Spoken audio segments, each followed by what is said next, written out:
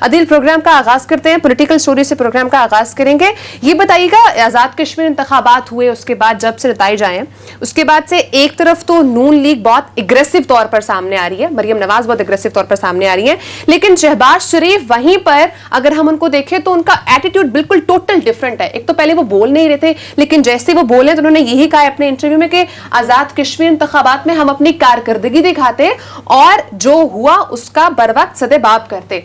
اس کو کس طرح سے انٹرپریٹ کریں گے آپ؟ دیکھیں, شہباز شریف صاحب جب جیل میں تھے نا تو وہ ڈس فنکشنل تھے, سارے معاملات مریم چلا رہی تھی. پھر وہ جیل سے باہر آئے اور اس کے بعد جب انہوں نے کچھ معاملات چلانے کی کوشش کی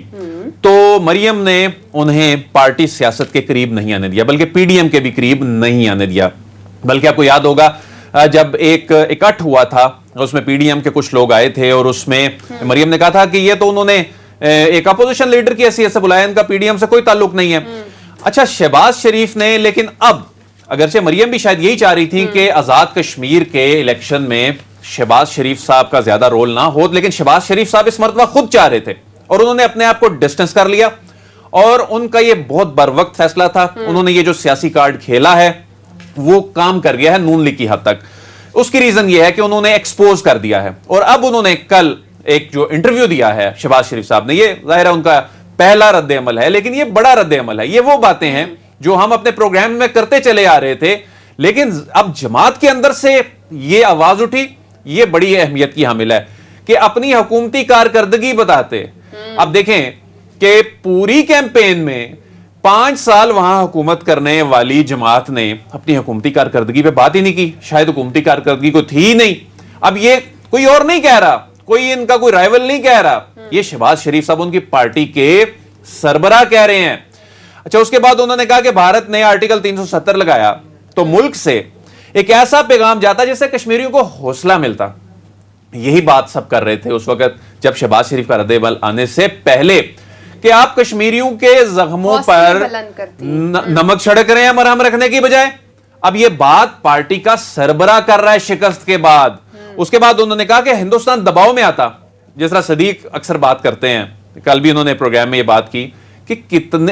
کس جلسے میں انہوں نے کوئی مودی کے جو اقدامات ہیں ان پر کرٹیسزم کی. یہ اپنی حکومت, اپنے ملک کی حکومت پہ کرٹیسزم کرتے رہے اور کہتے رہے جی کشمیر کا سودا کر دیا. اس کے بعد یہ بڑا امپورٹنٹ ہے, اب وہاں کل اداروں پر حملہ کیا جا رہا تھا, وہاں بیٹھ کے مظفر آباد میں جو پریس کانفرنس کی جا رہی تھی, ٹی وی چینلز میں کہیں بیپ چل رہی تھی اور کہیں آواز بند کر دی جا رہی تھی کیونکہ وہ دکھائی نہیں جا سکتی. وہاں شہباز شریف صاحب کہہ رہے ہیں کہ فوج جانوں کے نذرانے پیش کر رہی ہے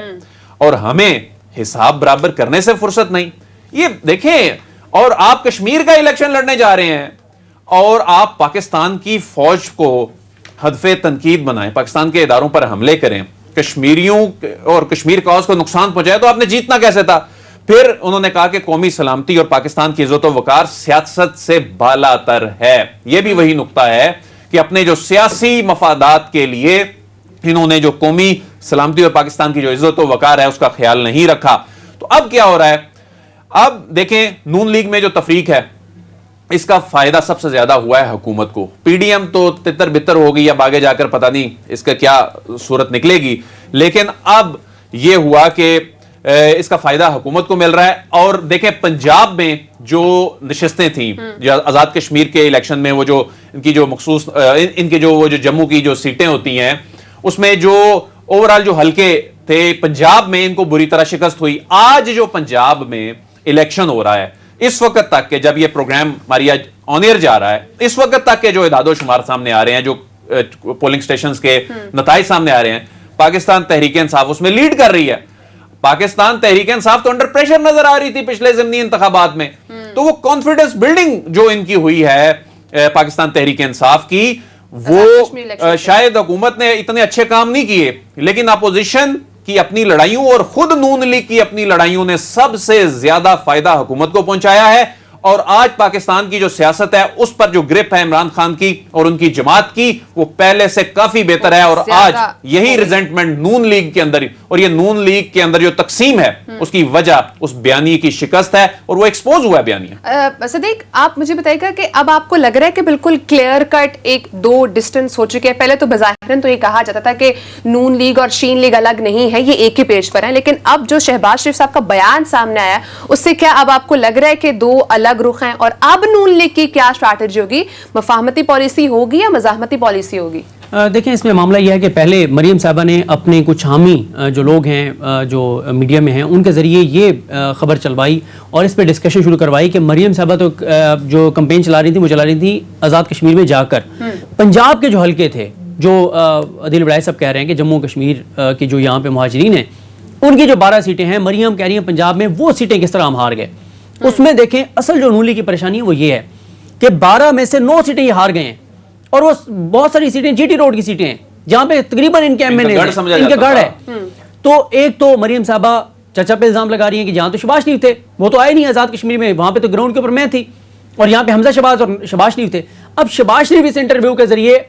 مریم کے بیانی کی نفی کر رہے ہیں اور مریم کے تنقید کر رہے ہیں. اور دلچسپ بات آپ دیکھیں کہ جو پریس کانفرنس ہوتی ہے جس میں راجہ فاروق حیدر صاحب اور شاہد خان عباسی صاحب احسن اقبال بیٹھتے ہیں, اس میں نہ شہباز شریف ہوتے ہیں نہ مریم ہوتی ہیں. تو اس وقت تھن چکی ہے چچا بھتیجی میں, لیکن ابھی وہ نوبت نہیں آئی کہ شہباز شریف کھل کر, یعنی یہ شہباز شریف صاحب کا ہے کہ اس طرح کے اشارے کنایوں میں بات کھل کر وہ نہیں آ رہے کہ وہ اپنے آپ کو بالکل ڈسٹینس کر لیں مریم اور نواز شریف کے بیانیے سے, جب تک وہ یہ نہیں کریں گے ان کی جگہ. آپ نہیں سمجھتے کہ پارٹی کے اندر جو ریزنٹمنٹ ہے, دیکھیں الیکٹیبلز اس بیانیے کو افورڈ ہی نہیں کر سکتے, اس بیانیے کے ساتھ وہ ووٹر کے پاس جا ہی نہیں سکتے. اور اب اور یہ بھی آپ کو صدیق جان صاحب پتا ہے کہ جو الیکٹیبلز ہیں نا وہ شہباز شریف کے ساتھ کھڑے ہوئے ہیں. ٹھیک ہے ووٹر جو ہے اس میں کوئی شک نہیں ہے, وہ ووٹر جو ہوتا ہے وہ نواز شریف کو دے کے ووٹ کرے, لیکن الیکٹیبل جو ہیں انہوں نے ظاہر ہے جو لاکھوں کروڑوں روپیہ لگا کے الیکشن میں جانا ہوتا ہے. اب وہ ریزنٹمنٹ صدیق جان صاحب کتنی ہے پارٹی کے اندر کہ اس بیانیے کے ساتھ تو ہم نہیں جا سکتے 2023 کے الیکشن میں. دیکھیں وڑائے صاحب یہ مسلسل یہ بات ہو رہی ہے, اس کی ریزن یہ ہے کہ جس جماعت کے بارے میں یہ تاثر, اس پہ مسلسل ہم اپنے پروگرام میں بات کر رہے ہیں, جس جماعت کے بارے میں تاثر یہ چلا جائے گا یہ بھارت کی زبان بولتی ہے. دیکھیں اس الیکشن کے بعد کیا کیا مریم صاحب نے, ایک ویڈیو اٹھائی,